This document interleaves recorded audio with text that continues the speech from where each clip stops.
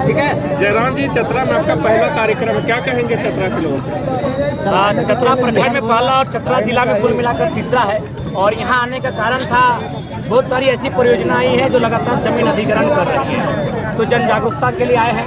और साथ ही साथ 2024 का चुनाव होगा, उसके लिए निवेदन करने आए हैं कि अब इंडिया पाकिस्तान हिंदू मुसलमान के नाम पे नहीं, केंद्र को हम लोग ये प्रश्न करेंगे कि विस्थापन नीति कहाँ है, उसके नाम पर वोट किया जाएगा। आज मान के चलिए, तो मुझे थोड़ा बात को रखने का मौका दीजिए।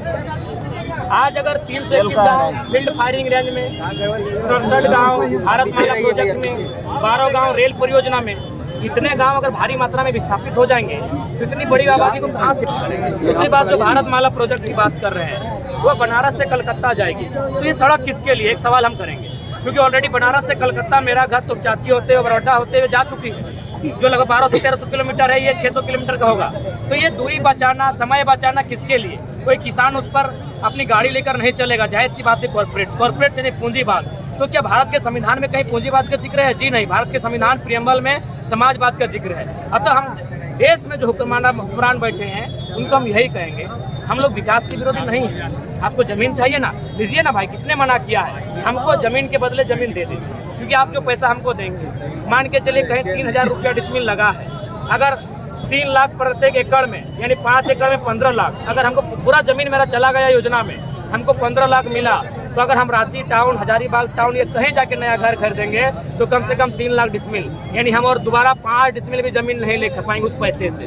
तो मानवता की सोची जाएगी क्या? हमेशा कॉर्पोरेट की सोची जाएगी?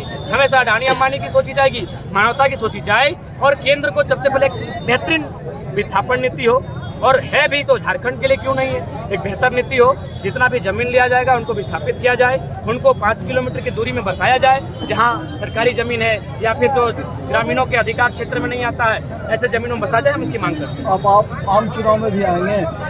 जी हाँ, मुझे लगता है जब रासलीला करने वाले लोग विधायक होते हैं, मंत्री बन सकते हैं, तो हम लोग तो पढ़े लिखे नौजवान हैं, छात्र हैं, संविधान की धाराओं को पानी की तरह पीते हैं, जीते हैं, उसके साथ सोते हैं, हमें आना चाहिए।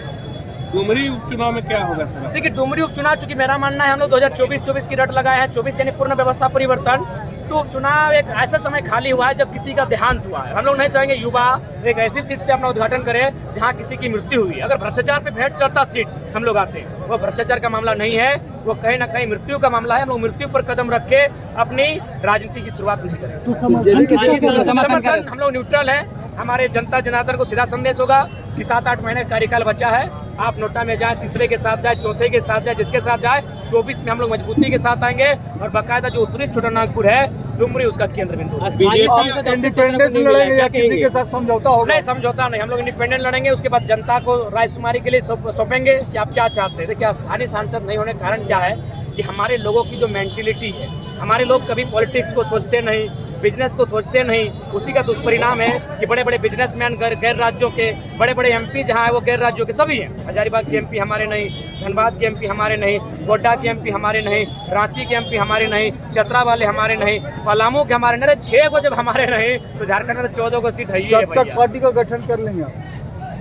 चूँकि दादा हम लोग अभी अंकुरित हो रहे हैं, राजनीतिक पार्टियों का षड्यंत्र हमारे ऊपर है, तो इसलिए हम अंदर खाने तैयारी शुरू कर दी है। और जब भी मैदान में आएंगे, भूचाल मचाते हुए आएंगे और बेहतर तरीके के साथ आएंगे। बाकायदा आप लोग का आशीर्वाद है, हम लोग बेहतर उस तैयारी में चतरा है। बिल्कुल, चतरा सबसे पहले है। केबीसी में सवाल है, सबसे पहले है। क्या हम इतने खुदगर्ज हैं? ये हमें इतनी जरूरत नहीं। यहाँ का बेटा 70 सालों के इतिहास में एमपी ना बन सके। जब एमपी नहीं बनेगा तो नीति नियम कौन बनाएगा? हमारी बातों को संसद में रखेगा कौन? इसीलिए सबसे पहले चतरा में ही होगा। चतरा में ही बाहरी को स्टॉप। आप आए हैं, खिलाएंगे, नचाएंगे, हंसाएंगे। सांसद तो माटी का बेटा।